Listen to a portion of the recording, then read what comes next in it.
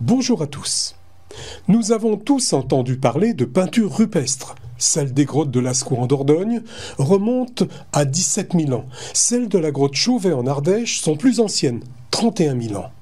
Antérieures encore, des représentations d'une grotte de l'île de Sulawesi en Indonésie datent d'au moins 45 500 ans. Et je ne parle pas de certains sites en Afrique où se sont développés les premiers signes d'une activité artistique à des époques plus reculées encore. Peut-on dire alors que depuis que l'homme a été créé, l'art est apparu ? Depuis l'Antiquité, la philosophie s'interroge sur la nature de l'art. Déjà, Platon ou Aristote se questionnaient sur l'art en tant que beau. Dans la Grèce antique, techné, qui pourrait se traduire par art, signifie à la fois des savoirs, des arts, mais aussi des métiers. Pour les Romains, l'art désigne un ensemble de procédés servant à produire un certain résultat. En fait, tout est art. Art de plaire, art de convaincre ou art d'exister. Jean-Michel Glassman, artiste cannois, graveur, sculpteur et céramiste, et je rajouterai peintre, bonjour. En plus de ça, juif, puisque en fin de compte, une partie de mon art est quand même orientée sur le partage des valeurs et de soi. Mon moi est israélite et juif, donc c'est une expression que j'aime montrer à travers mon art. Vous l'aurez donc tous compris, nous allons parler tout au long de cette émission d'art. Mais avec un parcours réussi de designer en mode, modéliste et styliste, avec plus de 500 collections réalisées dans le monde pour de grandes marques. On ne citera pas les grandes marques. Maintenant, si vous voulez le faire, faites-le. Jean-Michel Glassman, comment on bascule du jour au lendemain de la mode vestimentaire destinée à un large public vers l'art, la création appelée à toucher l'essence et les émotions de chacun de nous?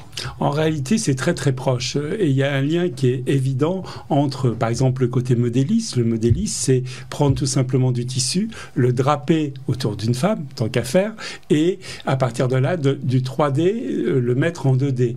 Oui, mais ça, c'est de la sculpture, alors. Oui, exactement. Donc, en fin de compte, le lien de la mode, du modelage vient facilement au niveau de la sculpture. Quand j'ai fait mon premier nu ou mon première sculpture, j'étais complètement à l'aise. Une fois qu'on a compris les quelques techniques ou les contingences de la terre, qui est notre matière vivante, on rentre très facilement dedans. Au même titre que la couleur ou que le graphisme, j'ai fait beaucoup de motifs de sérigraphie, donc sur les t-shirts, beaucoup d'impressions textiles, et à partir de là, l'expression quand je fais de la gravure, c'est retrouver, travailler sur des thèmes, développer ça, et puis travailler la couleur là, et la forme. Donc en fin de compte, le lien est très facile, on bascule. Également, on est dans un monde où d'être sans arrêt sur l'ordinateur a vite des limites, et dans un âge de maturité, on a peut-être envie de laisser l'ordinateur et de revenir aux choses essentielles, c'est-à-dire toucher la terre, travailler les couleurs, mettre la main dans la pâte de la couleur, et c'est tout à fait autre chose, et de revenir aussi à des pièces uniques, et là, c'est un sens de l'art et d'un partage qui est différent. L'art peut analyser le fonctionnement de la société en montrant ce qu'elle a de meilleur comme ce qu'elle a de pire. Il peut être également utilisé pour dévoiler des émotions et des sentiments profonds, exemple l'amour, l'ennui, et montrer des capacités de créativité qui nous est donnée à tous. Jean-Michel Glassman, qu'est-ce que ça représente l'art pour vous, dans votre vie, mais aussi dans votre imaginaire?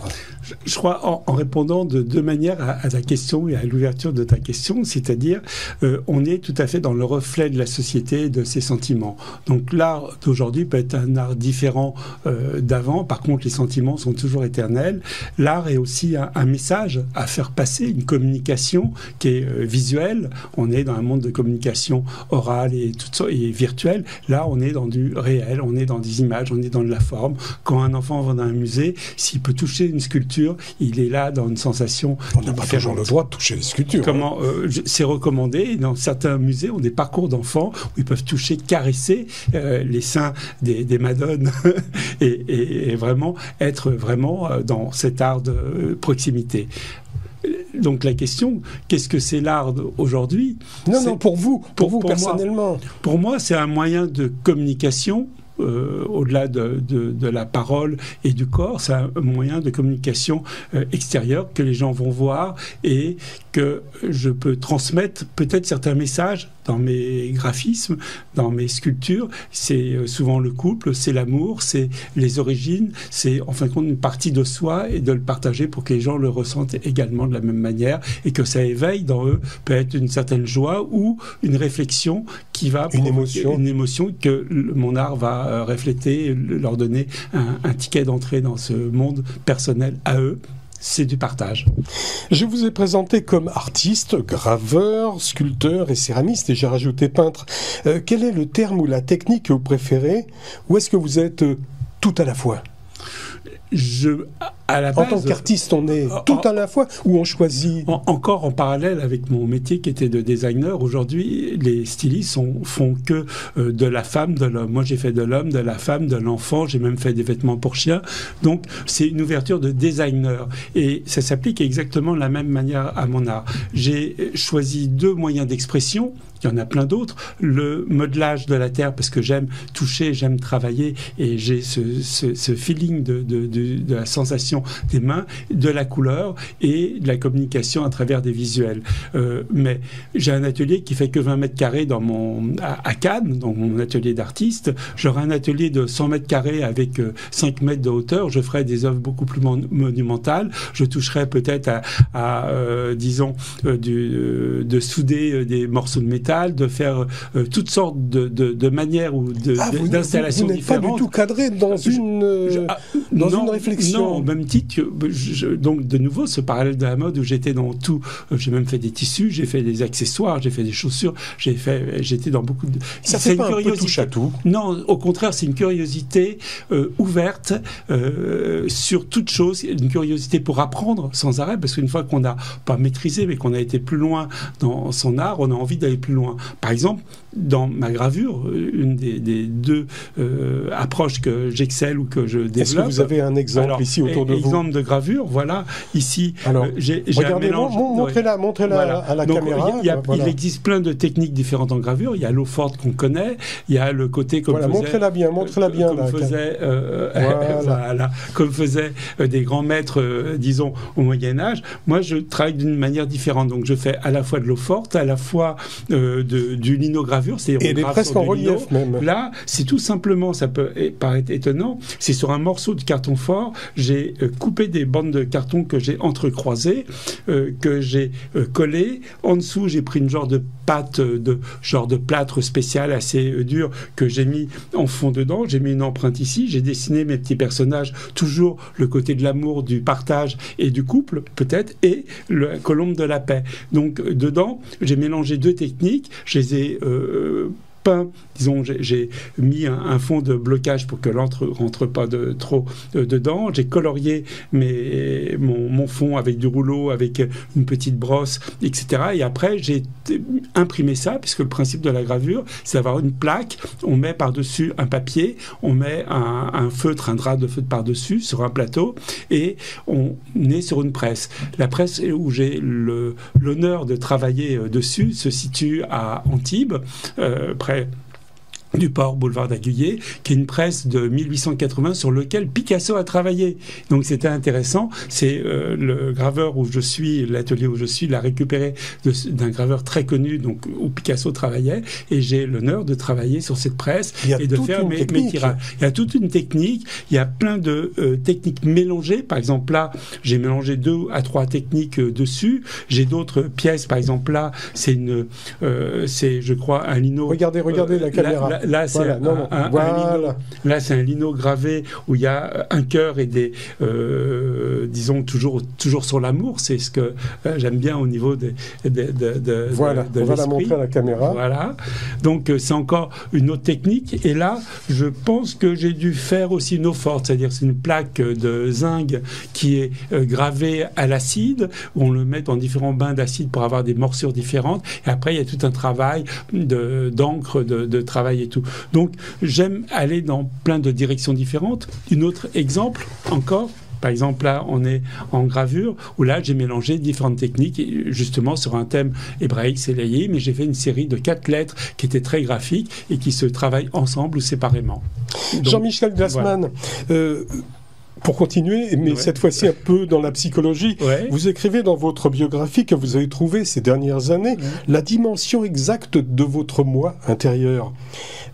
Est-ce que ça vous a donné un sens à votre vie ou alors ça vous a donné un autre sens à votre vie ? On est dans une continuité perpétuelle, c'est-à-dire que le choix, il est déjà dès qu'on est petit. La meilleure classe que j'ai aimée dans ma scolarité, c'était l'école maternelle, où on travaillait déjà avec toutes ces... Ça remonte à loin. Ah oui, toutes les paquets bonus qu'on refaisait ou les petits colliers qu'on faisait pour sa maman.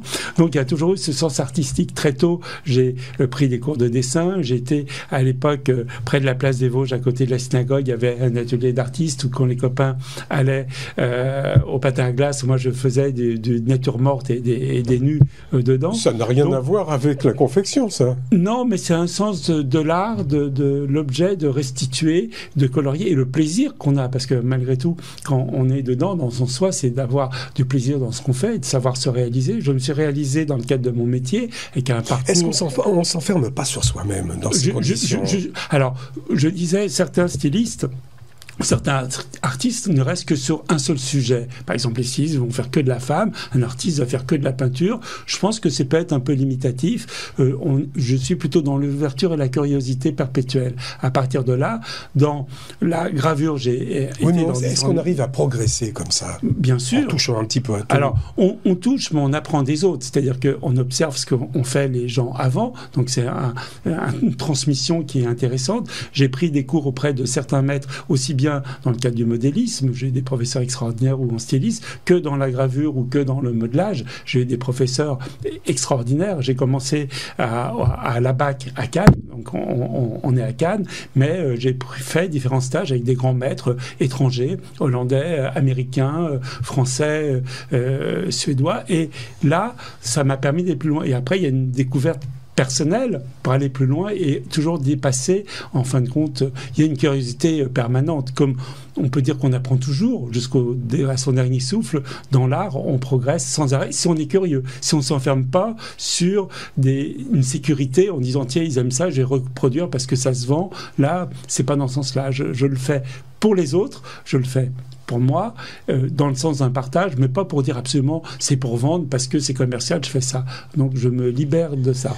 Là, depuis que vous êtes rentré dans l'art, c'est bien, mais vous avez un parcours quand même, un apprentissage, une formation, parce que ce métier, d'abord, c'est un métier artistique. C'est vrai qu'il faut avoir beaucoup d'imagination, c'est aléatoire, et vous avez deux phénomènes qui se disputent, c'est l'habileté, il faut être habile quand même pour dessiner, et puis il y a l'imagination. Les deux ensemble, ça se conjugue assez facilement? Pour moi, oui. Je pense que chacun a ses talents. Certains ont le talent des chiffres, vont être des experts comptables, des comptables extraordinaires. D'autres dans le côté du corps, des athlètes qui vont être extraordinaires, qui vont se dépasser, qui vont... moi, c'est l'imagination, la curiosité et effectivement, comme tu disais justement, la relation entre la tête, l'esprit et les mains qui vont être l'instrument, en fin de compte, de ce qu'on a pu imaginer. Et il y a aussi un moment où on peut se dépasser. C'est-à-dire que quand je pars sur un projet, que ce soit en graphisme, en céramique, je fais un petit rough, c'est-à-dire une petite maquette, pour montrer, je commence à le faire, et puis on est presque dépassé par son œuvre, on va plus loin, on interprète, on adapte, et on fait quelque chose qui nous dépasse et qui nous appartient plus, et appartient aux gens qui vont le découvrir et qui vont s'approprier en le regardant. Sans aller jusqu'à l'art abstrait pour créer, il faut de l'inspiration et de l'imagination, on en parlait. L'inspiration, cet enthousiasme, ce souffle créateur qui anime l'artiste, Pierre Soulages l'avait trouvé dans le noir et ses reflets. Pendant que l'Américain Robert Ryan, au même moment, faisait passer le blanc, lui, devant tout le reste, dans ses œuvres monochromes. Jean-Michel Glassman, quels sont les artistes que vous appréciez ou que vous vénérez et qui vous donnent des sources d'inspiration ? Parce qu'on s'inspire toujours de quelqu'un. Alors, déjà, dans le côté du judaïsme, qui est un peu le reflet de l'exposition que je fais en ce moment à Nice, au centre du FSJU, c'est le côté judaïca. Judaïca, c'est avant tout Chagall. les couleurs de Chagall, les anges imaginaires de Chagall. Donc j'ai repris un peu ces anges de Chagall qui sont mi-homme, mi-oiseau, avec les couples, bien entendu, la musique. Par exemple, en allant au musée Chagall à Nice, il nous montre les étapes du plafond de l'opéra où tu as tous les musiciens. Et pour moi, c'est une allégorie sur la musique, sur la vie, sur l'échange qui est magnifique. Donc ça m'a donné un point d'inspiration et qui m'a fait travailler sur plusieurs choses. Les maisons, les villages. Il aimait bien peindre les maisons, les villages. Les gens, les couples, les musiciens et tout. D'ailleurs, dans aucun de mes graphismes, on retrouve ce côté maison. Si peut-être j'ai fait une gravure sur Antibes où j'ai pris un plan de Antibes du Moyen-Âge. Celle que vous avez devant vous, c'est un petit peu presque pas des maisons, mais non, on dirait presque une ville derrière. Pas d'enfermement, mais peut-être de grille. Et au-delà de cette grille, on a la paix, la liberté, la colombe de Noé qui apporte le brin d'olivier et le couple qui est là. Donc on peut se dégager de ça. C'est pour ça là on est dans le rouge, là on est dans le bleu. Donc c'est Chagall. C'est Chagall. On est dans les couleurs de Chagall. Il n'y a pas quelqu'un d'autre? Picasso? Non, après, chaque fois que je voyage, et j'ai beaucoup voyagé, je vais toujours dans les musées. C'est quelquefois un peu abstrait quand même, donc automatiquement. C'est vrai que le judaïsme, on le voit à une très grande part, mais vous n'avez pas d'autres sources d'inspiration? Alors, aujourd'hui, on a Pinterest, vous connaissez. Il y a des images extraordinaires à trouver. Je me fais des genres de petits portfolios, des moonboards, ce qu'on appelle dans la mode, c'était des panneaux de tendance. Et je récupère toutes les choses qui a une résonance qui tient, ça peut m'amener à quelque chose. Donc je fais une compilation de tous les éléments, entre autres quand je vais dans des musées ou à travers le monde, je prends des photos, je les mets, je les classe, c'est très important de les classer pour savoir les retrouver, et après ça va être le point de départ, jamais le point d'arrivée. Je vais jamais copier une œuvre, mais ça va me donner un assemblage de différents éléments composites qui vont me donner une idée, et à partir de là, je fais ma petite maquette, je travaille et c'est dépassé. Donc on ne peut pas dire qu'on part de zéro et de rien du tout, c'est faux. On a des gens talentueux, extraordinaires qui ont travaillé avant, qui nous donnent des sources, des impulsions, mais ça peut être aussi bien une peinture rupestre tu parlais tout à l'heure, disons des grottes de Lascaux, qu'un tableau extraordinaire du XVIe siècle ou du XVe siècle, ou une petite sculpture que j'ai trouvée dans un musée Maya en allant au Mexique. Donc tout ça, c'est une culture générale qu'on a emmagasinée, et c'est un peu le même reflet quand je faisais des tendances. J'ai fait des orientations de tendances qui étaient vendues dans le monde entier et qui donnaient le ton des tendances et tout. C'est cet assemblage d'informations, et à partir de là, on en sort quelque chose de personnel ou une vision personnel que les gens peuvent suivre ou pas, ou aimer ou ne pas aimer. Je vous rappelle que Jean-Michel Glassman, graveur, créateur, sculpteur, céramiste et peintre, est mon invité aujourd'hui, et que nous parlons avec lui d'art. Si j'ai bien lu, vous vous consacrez actuellement sur des recherches sur la terre, la céramique.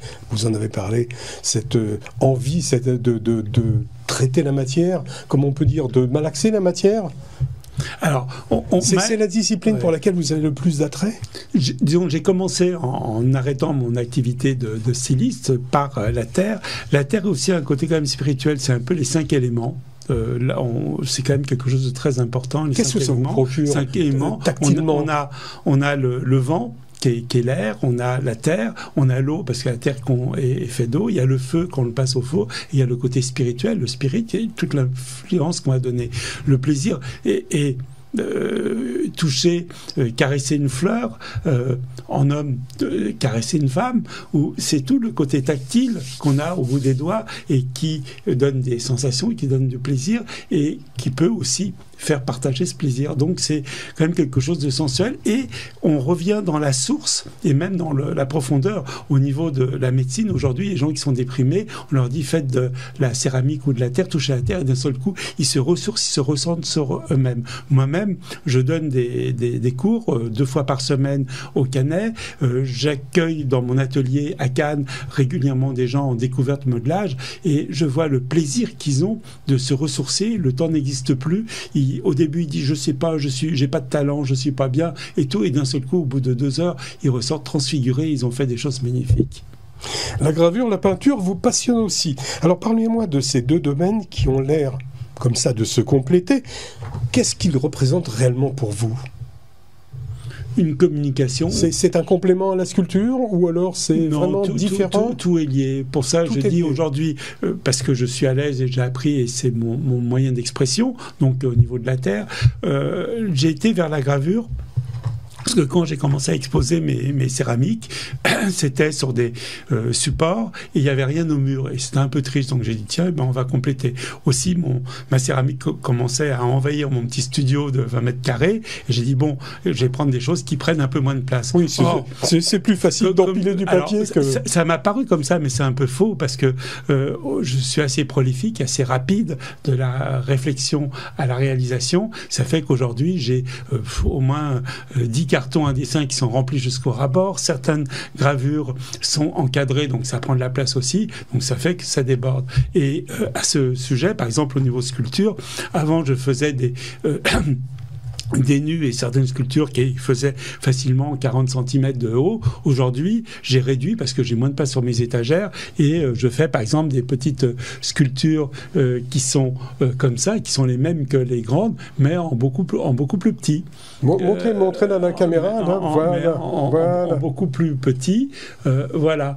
Donc, et en opposé par rapport à ça, j'ai la chance d'être dans une maison à Cannes avec un jardin et j'ai de la place dans mon jardin. Donc en ce moment, je suis en train de réaliser un ange qui va faire 1,85 m en sculpture, donc différents morceaux empilés. Il est en train d'être en préparation et j'ai une grande sculpture comme ça qui est en ce moment dans une très très belle galerie à Saint-Paul-de-Vence, qui est aussi une autre sculpture, un totem de 1,80 m qui est dans une galerie à Saint-Paul-de-Vence. Donc je suis dans le petit ou le très grand.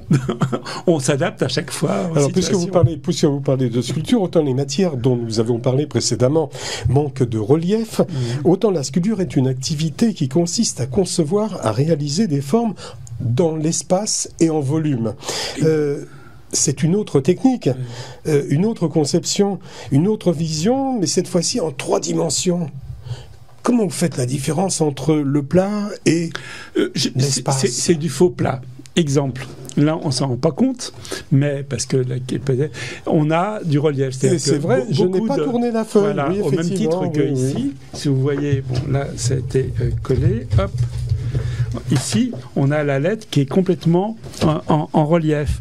Donc, mes gravures sont également avec un relief évident et je joue sur ce côté relief et la couleur. Donc, en fait, il y a toujours de la sculpture dans la gravure et de la couleur, dans la peinture. Et de la couleur. Parce que souvent, des sculptures peuvent être, par exemple, des nus carrément en terre blanche, en terre marron, point. Moi, je vais les émailler, je vais leur donner une âme, une certaine poésie derrière. Donc, j'aime la couleur, c'est la vie. J'aime le relief parce que c'est la forme et ça se retrouve. Donc, pour moi, c'est pour ça que j'ai plus été vers la gravure où on a cette capacité de relief que la peinture qui est des fois un peu plate. Mais j'irais facilement vers des compositions en 3D. J'en ai fait quelques-unes également. Mais après, c'est une question de temps parce qu'il faut choisir. Et alors, les œuvres que vous présentez lors d'expositions ont, et je vous cite, une écriture unique qui révèle une sensibilité, une imagination sans limite de votre part. Alors, comment on pourrait décrire vos œuvres ? Est-ce qu'elles ont un point commun ? Et quelle est la part de l'imaginaire et de la création dans les œuvres ? C'est lié. C'est lié. Chaque œuvre, c'est une création. Ça part d'un imaginaire. Des fois, on voulant se rapprocher d'une réalité. Est-ce qu'elles ont un point commun toutes ? Moi, c'est tout. Oui. Que puis-je dire d'autre ?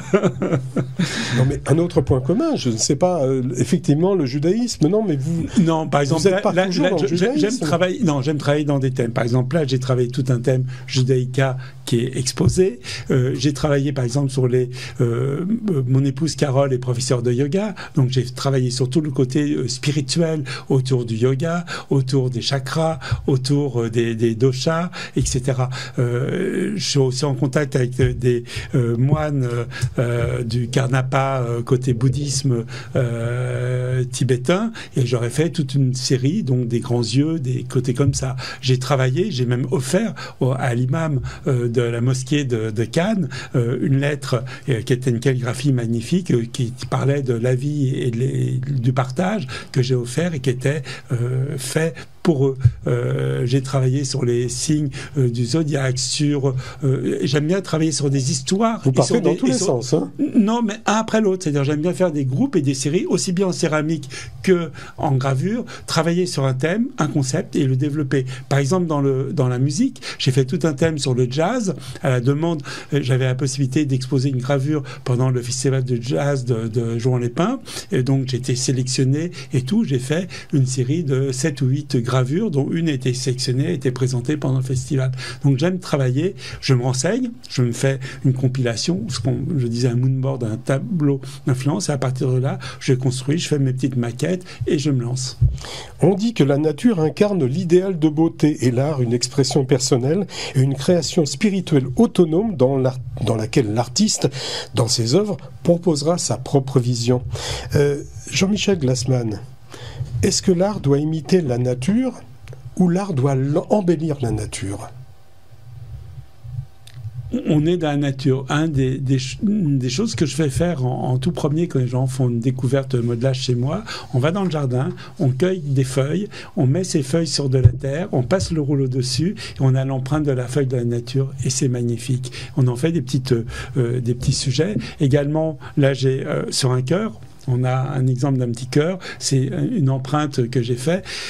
Donc là, c'est une feuille. C'est un petit cœur qui est dans une feuille et ça permet de mettre le sachet de thé et tout. C'est des petits cadeaux qui sont pas chers. D'ailleurs, il y a bientôt Hanouka. C'est l'occasion pendant cette exposition à Nice ou alors en venant ce rendez-vous à mon studio de voir et de trouver des petits cadeaux à faire en céramique. Donc, il y a des choses toutes simples qui peuvent commencer à partir de 10 € ou des sculptures, celles que je mets en ce moment, le totem que je mets en ce moment à Saint-Paul-de-Vence et autour de 7 000 €. Donc, il n'y a pas de distinction, il n'y a pas de honte à aller d'un sens à un autre et il n'y a pas de limite. On parlait tout à l'heure d'être que dans un style et ne pas y bouger. Au contraire, c'est l'ouverture et l'échange. En français, art dérive du latin ars, artis. Et selon le dictionnaire des concepts philosophiques, ars pourrait également signifier métier, talent, mais aussi procédé, ruse, manière de conduire. Entre art et technique, est-ce qu'il y a un parallèle, une symétrie ou une opposition ? La technique est au support de l'art, mais si on veut faire soi-disant de l'art qu'avec de la technique, il n'y a pas d'émotion. Donc, en fin de compte, il faut partir, continuer à se former, à apprendre auprès des autres, à regarder, à observer et faire une découverte personnelle des médias qu'on va utiliser, la céramique ou la gravure. Mais à partir de là, c'est qu'un moyen d'expression et c'est l'émotion qui est importante, ce qu'on veut y transmettre et peut-être pas le talent, mais le sens du partage qu'on veut faire, du reflet de soi-même. Et ce qui est aussi étonnant, c'était sur ta question précédente, quand on fait quelque chose, on veut transmettre quelque chose, mais au fond de réalité, quand les gens regardent une gravure ou un tableau, ils se transportent lui-même dans sa réalité et il imagine des choses que moi j'ai pas imaginées. Et c'est intéressant d'avoir ce dialogue interposé par la gravure, la peinture ou l'œuvre, que les gens se révèlent eux-mêmes ou font ressortir eux-mêmes ce qu'ils ont en eux. On est un passage, on est un lien. Je le disais dans ma présentation, tout est art. Art de plaire, art de convaincre ou art d'exister, art de tromper. C'était ma question précédente. Est-ce qu'on peut associer, Jean-Michel Glassman, art et culture ? Bien sûr, la culture est, je dirais, universelle. Il y a la culture d'aujourd'hui, il y a tout le parcours que les gens avant, des générations avant, ont fait. Et on est le résultat, consciemment ou inconsciemment, de toute cette transmission. Donc, on est là et on continue à partager. Derrière la générosité créative de Jean-Michel Glassman se cache un tempérament humaniste qui l'amène naturellement à partager ses expériences avec les autres et leur transmettre sa technique et son enthousiasme. Jean-Michel Glassman, apprendre et enseigner sont deux verbes complètement différents.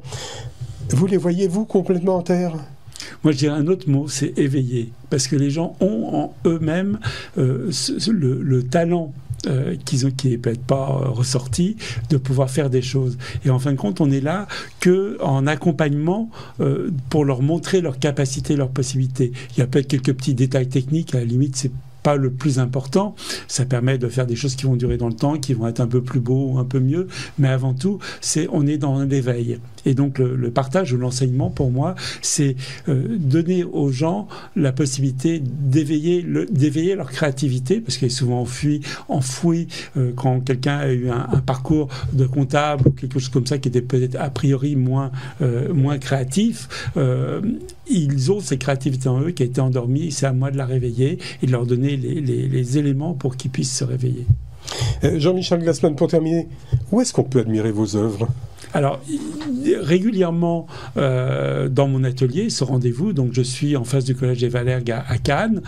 Les coordonnées pourront être données dans le cadre de cet entretien. Donc, ce rendez-vous, j'ouvre mon atelier et j'aime partager, montrer tout. Alors, c'est un atelier où il y a un désordre pas possible, au grand désarroi de mon épouse qui dit « Ah, tu devrais un peu ranger ». C'est pas une galerie, c'est un atelier et j'arrive à accueillir les gens. Également, j'ai une galerie Casa d'Amor à Saint-Paul-de-Vence qui a quelques pièces à moi aussi bien en gravure qu'en céramique. Et actuellement, de maintenant jusqu'au 10 janvier à Nice, au FGU, aux 2 places Wilson, donc à Nice, dans le cadre du FGU, qui est un très bel espace pour ça. J'ai aussi bien des gravures que des céramiques qui sont dans cette optique judaïka. Et comme c'est les fêtes de Hanouka, donc j'ai aussi des Hanoukiotes qu'on peut prendre, qui est quelque chose d'un peu plus original, qu'on peut offrir, puisque à défaut des petits cadeaux sous le sapin Noël du Papa Noël, nous on a Hanouka, donc c'est l'occasion de faire des cadeaux avec des prix très accessibles, puisque en galerie les prix sont multipliés par 2, 3 ou 4. Là j'ai fait des prix relativement très bas pour que ce soit accessible, et en plus de ça c'est une manière de faire une bonne action, puisqu'il y a 10% des ventes qui sont pour la Tzedaka en ce moment, pour le FGU, qui est un sens important et qui est bien nécessaire à ceux qui en ont besoin. Je recevais ce matin Jean-Michel Glassman, artiste cannois, graveur, sculpteur et céramiste, et j'avais rajouté peintre. Merci Jean-Michel Glassman de nous avoir instruits sur l'art et présenté quelques-unes de vos créations. Merci Alex de m'avoir invité, de pouvoir partager ça auprès des auditeurs et de la communauté qui est autour de nous. Merci beaucoup.